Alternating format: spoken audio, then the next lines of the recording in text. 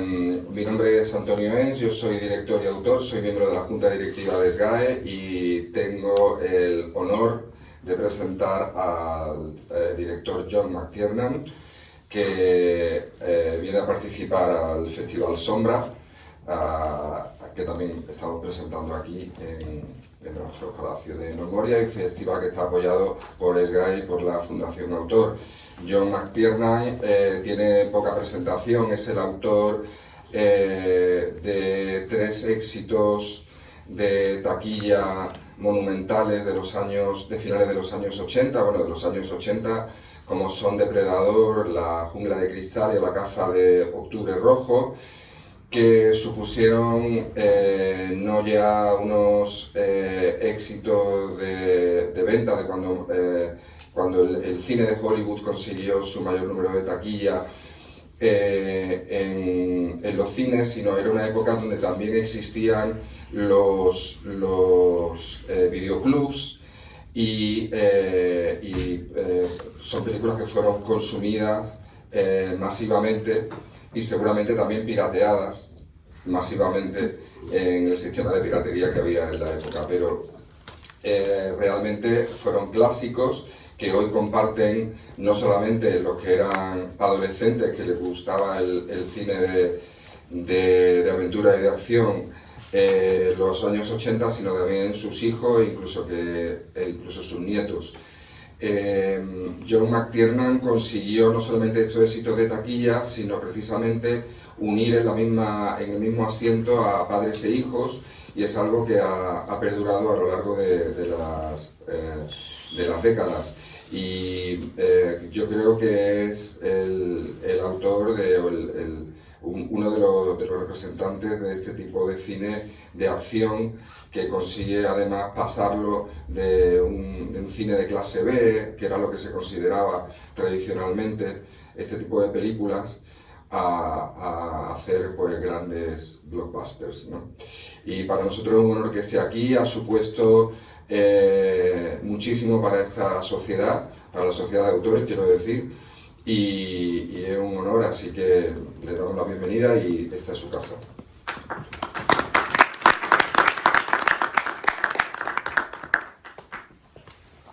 Bueno, pues me toca a mí ahora. Soy el director, el director del Festival Sombra Madrid. Estamos muy contentos, muy orgullosos de tener a John, de estar aquí en esta sala tan maravillosa. Muchas gracias, Antonio, muchas gracias a Rubén, a la Fundación SGAE, a Gail, la mujer de John, que nos ha acompañado desde ayer y ha estado encantadora. La verdad es que ha sido una experiencia única. Los que habéis estado ayer en la presentación que tuvimos en el Palacio de la Prensa, habréis disfrutado de un momento, yo creo que muy bonito, muy especial. Yo creo que fue,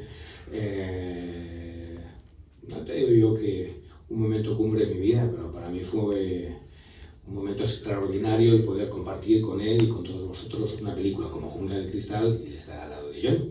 Así que como director del festival estoy muy orgulloso, muy agradecido y muy contento por poder presentaros un festival, una semana en la que, como sabéis, aquí los que os hemos dado el dossier lo podréis comprobar, hemos puesto toda la ilusión, todo el esfuerzo de un montón de equipo, de un montón de gente, desde Silvia, Álvaro, Ana, a Martín, todos los que están aquí, o Daniel, Sima, en fin, un montón de gente que nos ha ayudado y que esperamos que lo disfrutéis. Sabemos de las carencias que este estilo de eventos sin financiación potente ocasionan, más allá de la financiación de la Fundación, que ha sido esencial para poder llevarlo a cabo, pues solo hemos contado con la ayuda de amigos que nos han hecho hueco en sus vidas para crecer. Echad un vistazo a la programación. Creo que hay algunos eventos que os interesará para vuestros medios. Creo que profesionalmente es una oportunidad tener aquí a John, pero es una oportunidad para dar a conocer el cine de género en España. El que haya iniciativas como esta, y no es porque yo tenga el honor de ser el director en este caso, sino porque creo que es esencial, lo comentaba antes con un periodista del Español, que tenía carencias Madrid sorprendentes, teniendo en cuenta los festivales que hay en otras ciudades, como la Seminci en Valladolid, o hablábamos también de la rápida ascensión a los cielos del Festival de Málaga, que empezando bastante más tarde ahora tiene mucha más relevancia, y sin embargo Madrid no tiene un festival característico, no tiene un festival con solera, y sobre todo que aúne un poco esta necesidad, esta urgencia por dar a conocer el cine fantástico en España, porque creo que somos poco conscientes de la calidad de directores, guionistas, directores de fotografía, profesionales del mundo de la industria del cine que tenemos en este país, no solo relacionados con el fantástico, pero también relacionados con el fantástico, figuras míticas que en otros países generan literalmente y han generado fans brutales como Polnacci o como Jesús Franco. Estoy hablando de los grandes, pero hay 50.000 directores que han estado sacando aquí la vida y demás y han sido completamente desconocidos en España, y creo que es una oportunidad muy buena para que en este caso y con este Festival de Sombra podamos empezar a conocer, querer un poco lo que tenemos, dar a conocer a otras personas, otras personalidades y otros cines de otros países, pero sobre todo prestigiar un cine de género que creo que a los que nos gusta nos ha dado muchísimas satisfacciones y nos ha hecho, yo te diría que hasta intentar ser mejores personas, porque es una filosofía la que hay por detrás, la alegría, los que habéis estado en San Sebastián, en el Festival de Horror de San Sebastián de Donosti o alguno de estos, veréis la típica, que no es un festival típico, allí se disfruta de una manera maravillosa de las películas, hay una interacción distinta, es una filosofía de vida completamente diferente. Ayer pudimos ver en algún momento momentos maravillosos en que cada vez que salía algo, pasaba la acción o salían los títulos de crédito, y la gente aplaudía. Eso creo que es muy bonito, es significativo del tipo de personas que nos gusta también este género y que de alguna manera, pues como os he dicho, ha ayudado a hacernos, no te digo mejor porque eso nos pasaría como con el puñetero virus, que no hemos salido mejor, pero sí puedo decir que tenemos por lo menos una filosofía de vida que creo que está en el camino correcto, así que me callo ya, que aquí el importante es el señor McTiernan, pero estoy muy contento, muy agradecido de que haya venido y que haya tenido la paciencia de estar aquí. Y bueno, como traducción no he hecho, no sé si quieres hacer un resumen tuyo, Rachel. ¿Resumen? Sí. No, así me gusta, ponerte en conflicto. Don't worry. No worry about it. Sí, don't worry, no, but Anyway, I'll translate to you. Okay. You guys are from the press, right? I don't see any TV cameras. Correct? Yeah. Okay, so you have questions? Is that what we're doing? Yes, Okay, we can start. start.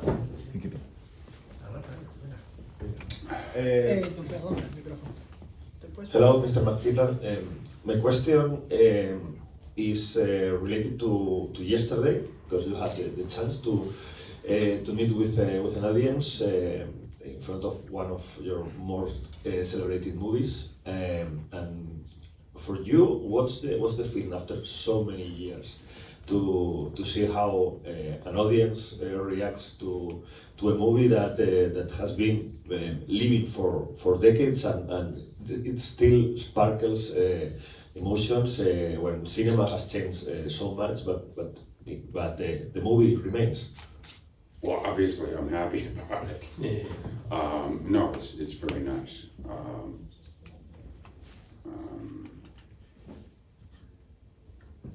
I'm kind of wondering why styles haven't changed more.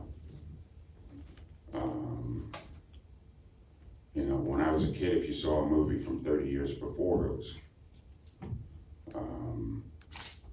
very different than the contemporary movies. And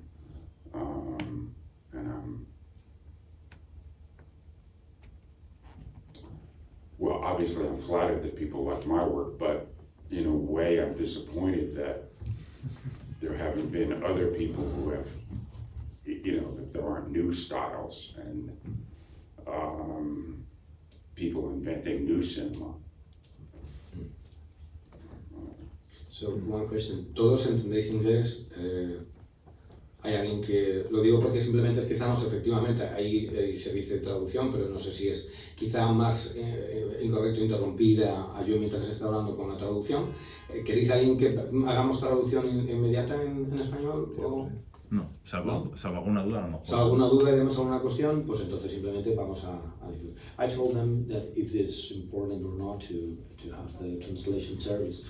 Okay, Everybody then understand. I'll do it more slowly, sorry. No, that's no. It seemed like everybody spoke Everybody English, speaks so- English, that's why, so don't They worry. don't need the Right. If they have some doubts, they told to us, so don't worry, but we have, just to not be interrupted by me, like now. So Okay. it's better to, Okay. Who else? Hola, muy buenas. Yo creo que hay muchos que pensamos que, o al menos muchos de nuestra generación que pensamos que John y, por ejemplo, el director de fotografía Jan de Bont, realmente en Jungla de Cristal crearon un estilo de cine mucho más dinámico, tanto en puesta en escena como en cámara, como en montaje, etcétera, etcétera. Y yo quería preguntarle, porque es una duda que siempre he arrastrado, cómo uno deliberadamente rompe ciertas normas del cine clásico, al menos en lo visual, como para hacer ese estilo de cámara tan brutal que tiene la Jungla de Cristal, sobre todo la primera, pero bueno, también la tercera, que es de John igualmente. ¿Qué conversaciones hubo con Jan de Bont para, digamos,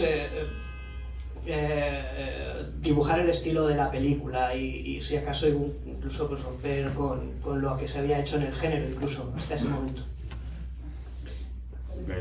What about Jan de Bont? yeah, what with your DOP,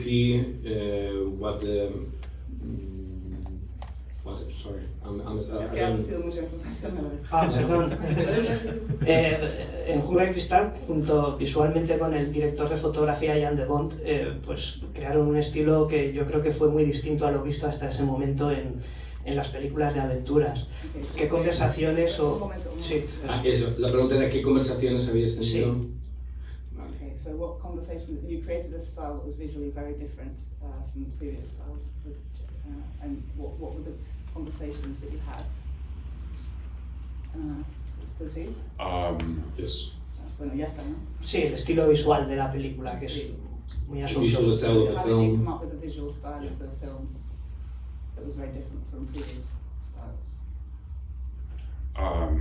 I'd love to take credit that, you know, I did it all, but everybody was changing then.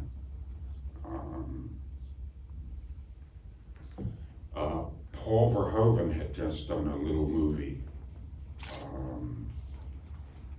with Jan de Bont, and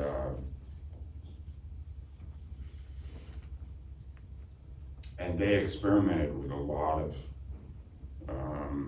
moving camera techniques, and I mean that was why I hired Yanni, was because I wanted somebody who had experience with that.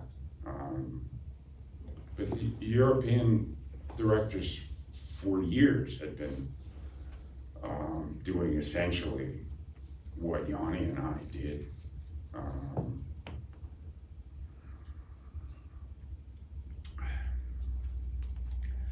I guess we just had better film educations at the time, that's all. We didn't invent it. We just knew what other people were doing. Muchos lo aprendimos de Jungla de Cristal, porque quizá A lot of people, aprendimos de la cultura europea a través de una peli americana que se lo llevó allí, ¿no? and we learned from Die Hard in Europe until you made the film. Yeah. Yeah, but Yanni and I were just learning from Europeans. Yeah. Some kind of retroalimentación. Yeah. ¿no? The feedback kind of thing. Feedback. Yes, from Fellini and Bertolucci, and we got mentioned Jan Kadar.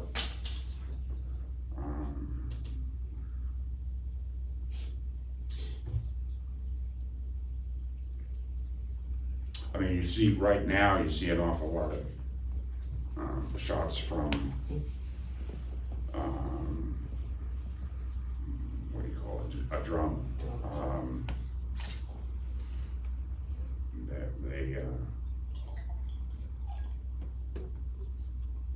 What we were doing was really just, it was sort of making the camera an active narrator. The camera was the teller of the story, and he had an attitude toward the story.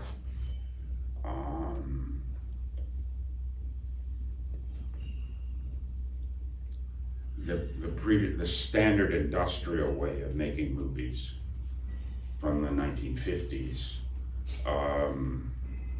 you know, just master, medium, and close up, and then they just shoot the exact same thing and cut it together.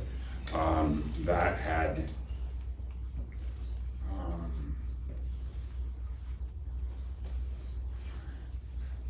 the narrator was invisible.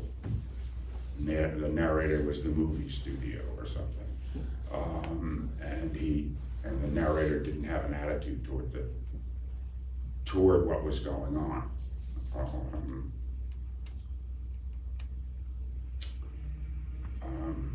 But people have done that in books for years.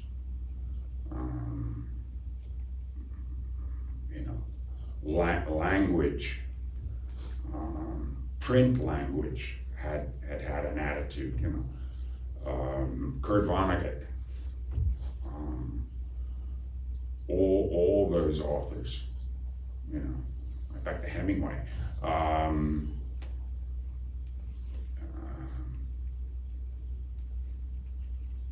The language itself had a clear attitude toward what it was describing, had a personality. And for instance, Die Hard, that was very important because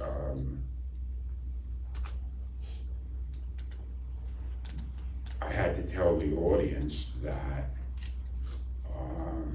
this is a little silly, that this is fun, that this is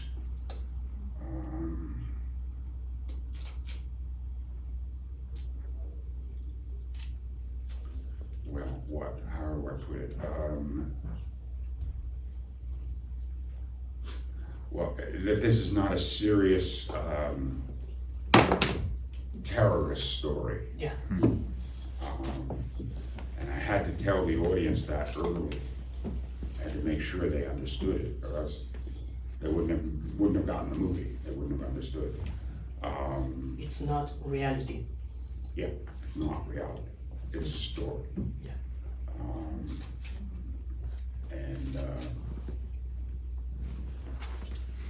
And that's why it was important to do that. It was not a political movie. It was for fun. Mm-hmm. Yeah. It's not a political movie, it's more further. Oh, it's actually quite political. But more now than today? What? Political, more now? Is it more political now than it was before? Mm-hmm. I don't know, maybe it's more obvious now.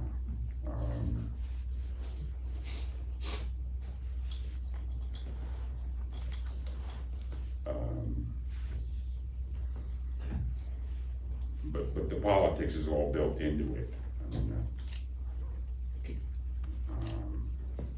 the heroes are all, you know, common men. You know, they're the ones who are smart. They're the ones who are courageous. And the officials are a bundle of idiots. Yeah. And that was deliberate. But a lot of that, we had to tell the audience that happens through the personality of the narrator. Okay.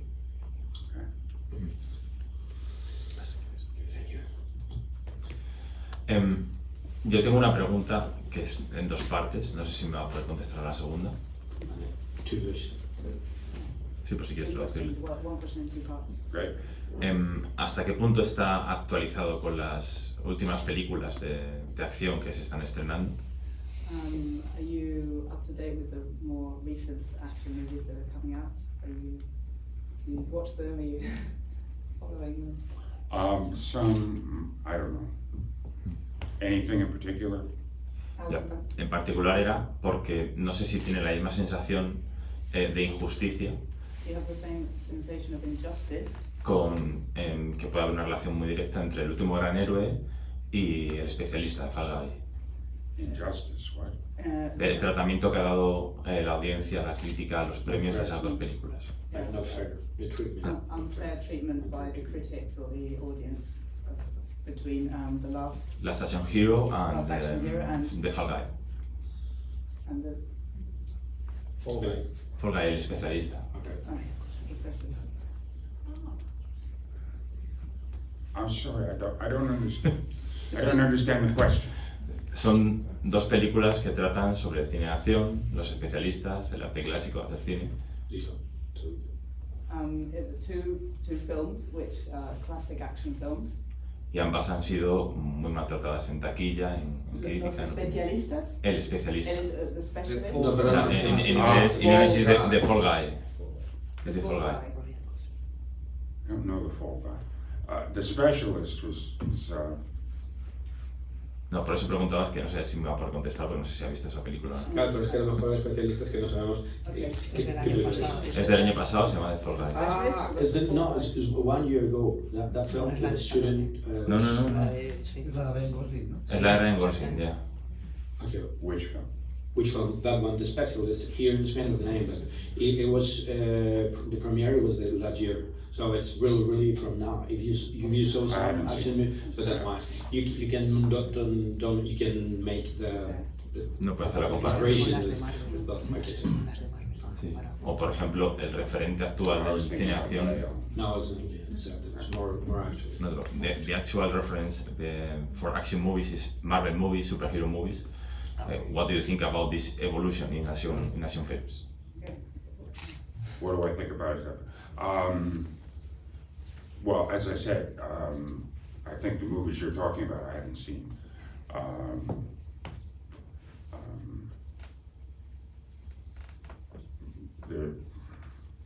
A lot of independent movies are much better. Most of the studio movies are. I don't care. Maybe if you I think the last movie that I really liked is I liked Oppenheimer. What? Oppenheimer. Oppenheimer. I mean, I went to that 4 or 5 times, but a lot of action movies are very mean, and there are no positive values in them. They're just filled with hate. And I'm sorry people are making them. They shouldn't.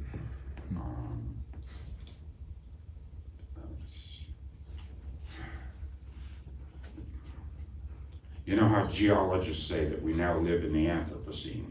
We live in the geological era of the human being. Human beings make the world. We make the environment that we all live in. We make the environment of the man next to us. So we're responsible for what we put out. And if you know, a lot of these people who are turning out piles of hate and anger are not, they're polluting the human environment. They're polluting the world that we all live in. We don't necessarily have to. I'm not speaking as a socialist that we must absolutely take care of everybody, but there is a minimum. You shouldn't be hurting your fellow man. And there are a lot of people who make money by hurting their fellow humans. And I agree. Lo que acaba de decir me ha recordado a la que yo creo que es una de sus pelis más infravaloradas y desconocidas, que es Los últimos días del Edén. Last Days of Medicine Man or Last Days. Medicine Man. Medicine Man. It reminded him a lot of one of your least valued films, Medicine Man. Ya. Y quería preguntarle, aprovechando eso, cuáles son sus recuerdos y su estimación actual de esa película que a mí en particular me gustó muchísimo cuando la vi en el 90-92. Thinking back on that film, what do you feel about it now? What do you remember about it, and what do you feel about it?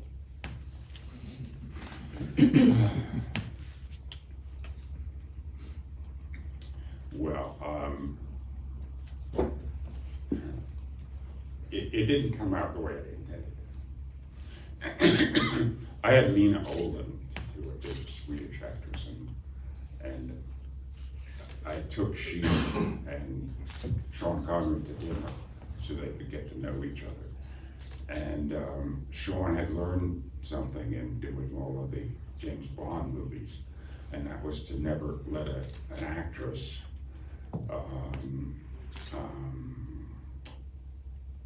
be more important than he was. And he sized up Lena Olin and said he didn't want her. And I don't.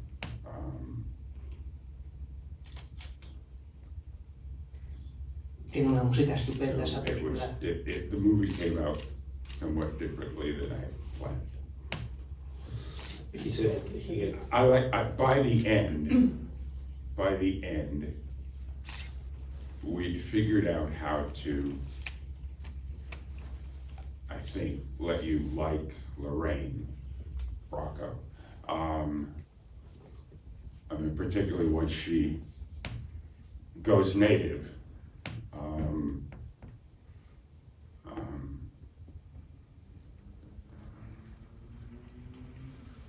It's funny, movies are sort of a prototype. You know how best to make a movie on the last day you work on it. You learn all the way through doing it, and the day you know most how to make that movie is the day you finish it. So by the end, we knew what to do with Lorraine. But whatever.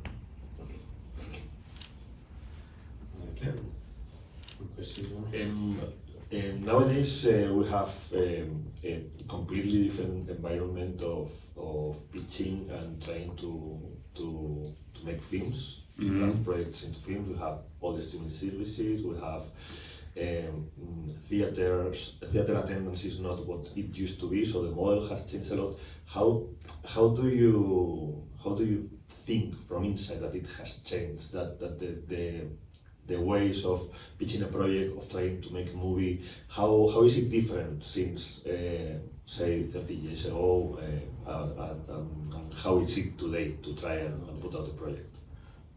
Is it too late to do what? No. How has it changed from 30 years ago, the way of putting out a project, pitching a movie? How is it different now? What do you think is the way it's done now? The process of pitching a movie to produce? I don't know. It's not something I really want to get into commenting on. Well, I mean, I've said it.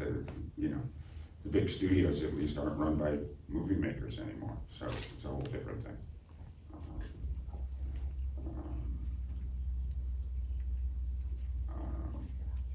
Now it's run by overseers for the money that owns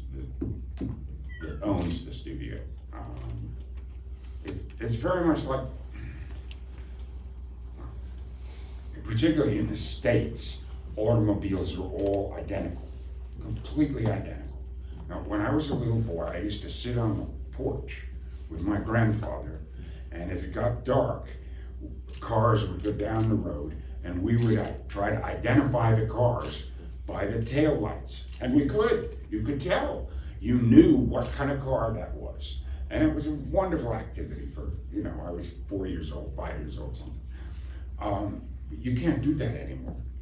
You don't know that in the States, there are a few more cars here they have a bit more shape. But particularly in the States, they're all identical. You can't tell a car from Korea, from Frankfurt, Germany. They're all identical. And And that is because car companies aren't run by car makers anymore. They're run by representatives of the money. So they all manufacture the car that has the best, that the marketing research tells them is going to be the most profitable, okay? And they all get the exact same marketing research, so they all make exactly the same car.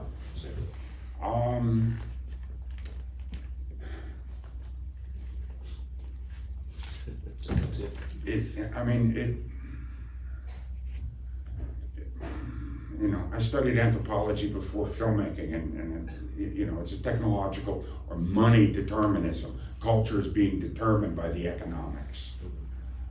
Who owns the studios, so what happens?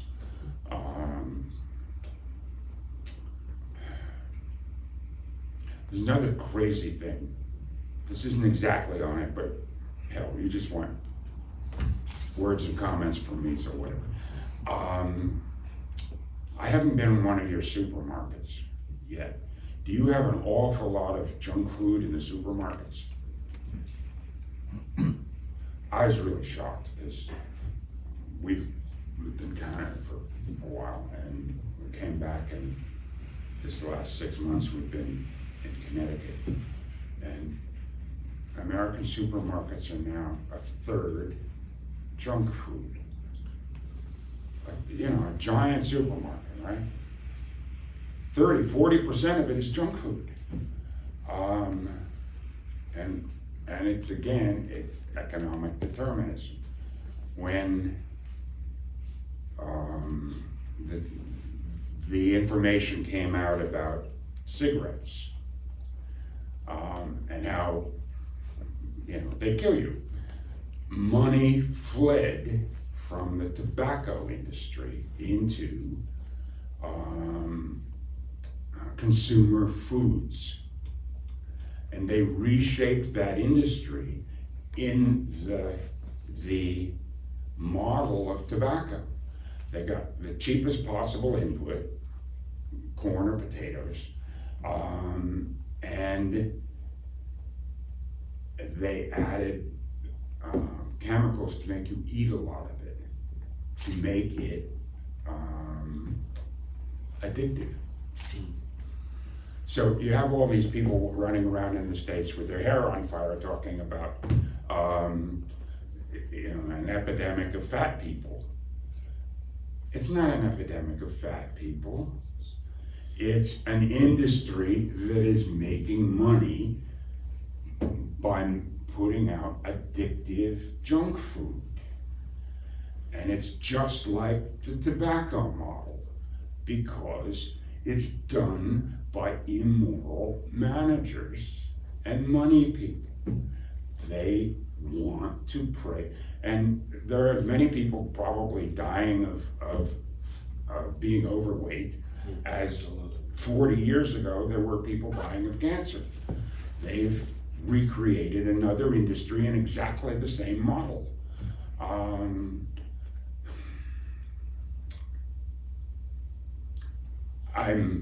This is way off the subject, but this is the sort of stuff that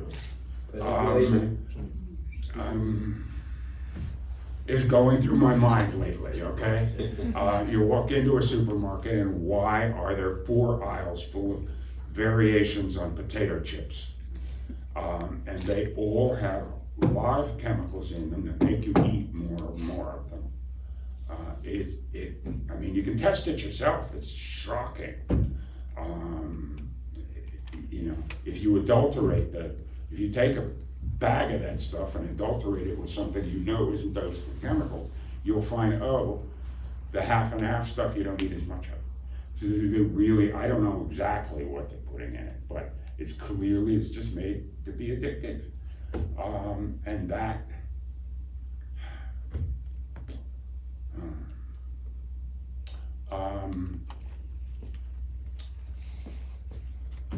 there's no word for it, you know. Those are evil economic activities. People shouldn't do that. You know, the people who who manage those companies shouldn't be doing it, and the people who own them shouldn't be doing it. It's the same thing of we all live in the environment of each other. Sorry, I'm ranting about stuff, and this is probably, it'll come out and you'll say that I've turned into a crazy old man, which I probably have. Not that it's related. Yeah, in the same way the studios are having the same thing. Yeah. They put Exactly. like chemicals just to be addictive. So in the movies, it's not more or less the same. It is. We're It made is. in the what you said like the Marvel and that kind of. They are almost the same. I mean, it's the bad, the good, and then it's the chemicals and the junk food for everybody, and everybody junk food. I love that movies.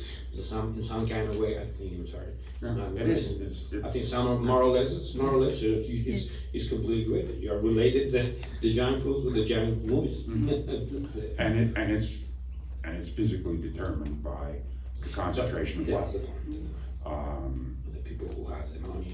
Yes, They want to. and the only thing that the money cares about, and that the overseers of the money care about, is the money, rather than the social consequences of what they're doing. Even so much of the I don't know if you have it here, but there's so much arguing about everything in the United States, and a lot of it just comes from the design of Facebook.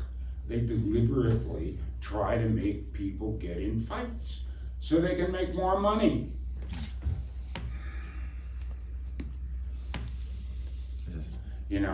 If there were people making money by going down the street shooting strangers, we'd stop it. Why don't we stop it when all these other people are doing in effect the same thing?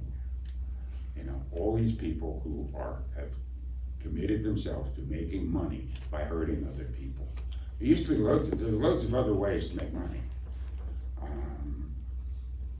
And it's an old thing in the United States, and it comes mostly from the Confederacy. Those were people who were committed to making money by hurting others. And the traditional way that families in the North, who were all Calvinists, Jean Calvin was, right? He's one of the founders of Protestantism, and all Americans in the North believe many of his basic ideas, which is that if you're going to be saved, if you're ever going to see the face of God, you will take action to stop other people from doing evil. It isn't just that you won't do evil, you'll try to stop other people from doing it. And all of us in the northern part of North America still believe that. It's really deep in our heritage.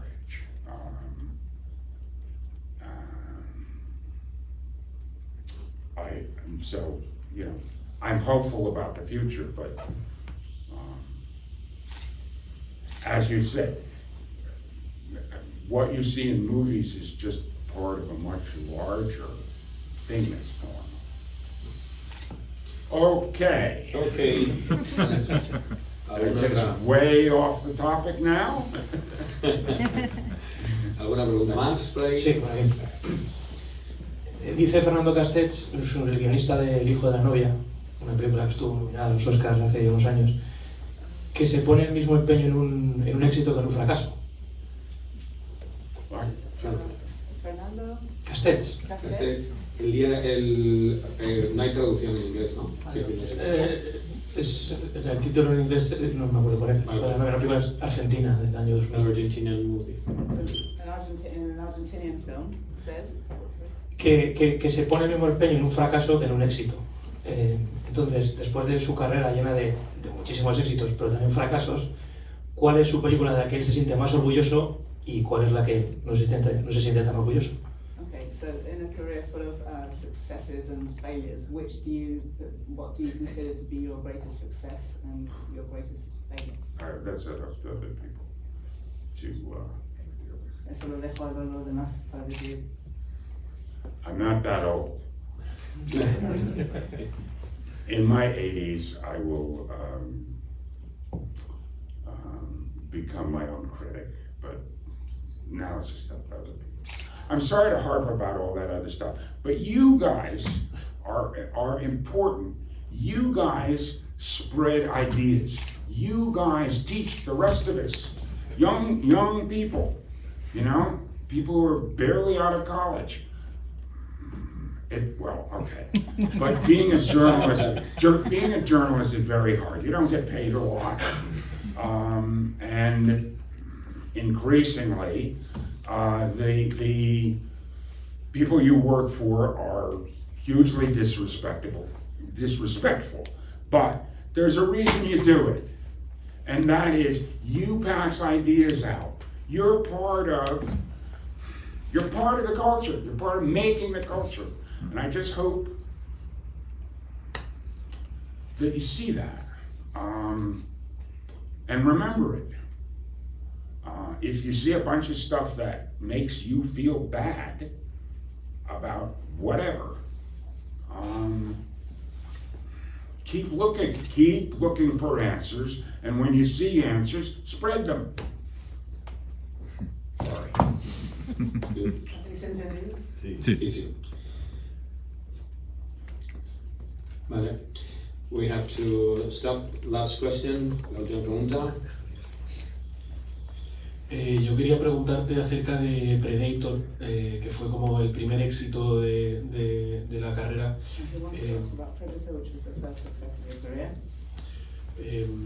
No sé si es un éxito que usted esperaba y cómo lo recibió después de hacer su primera película, Nomads, que no tuvo tanto reconocimiento. Was it as you expected that it was so successful? After Nomads. Oh, I had no idea. I knew it was.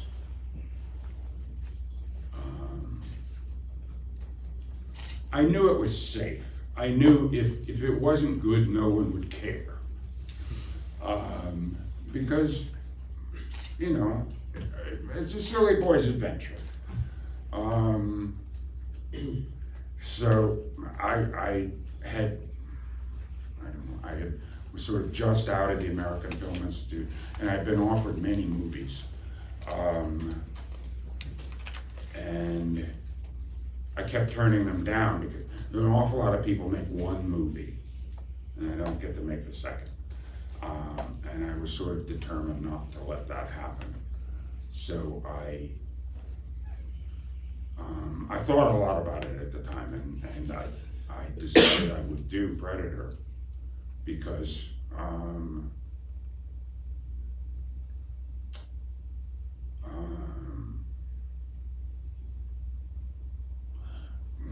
well, because it seemed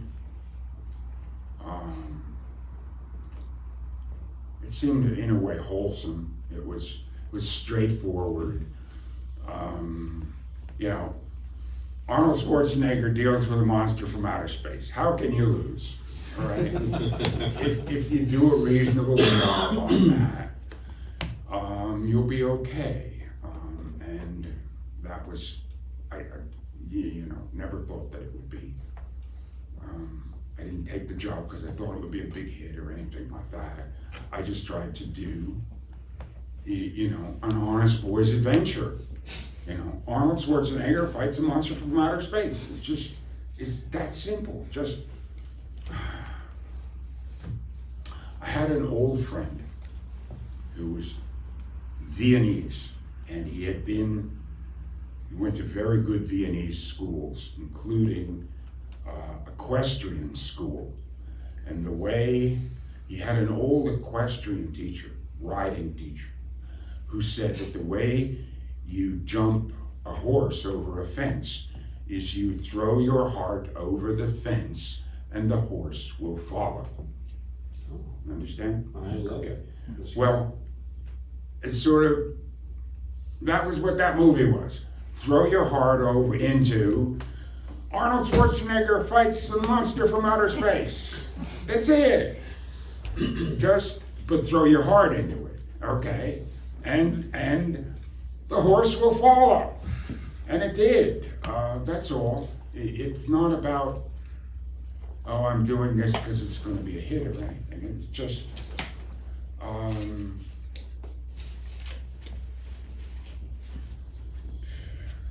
it seemed like fun, which is what movies should be, or at least most of them. I mean, there are really serious movies, but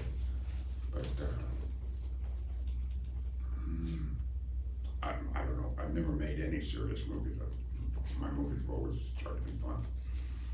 Okay. Okay, we have to finish. Thank you. Muchísimas gracias a todos. Thank you, Mr. Okay. John McTiernan.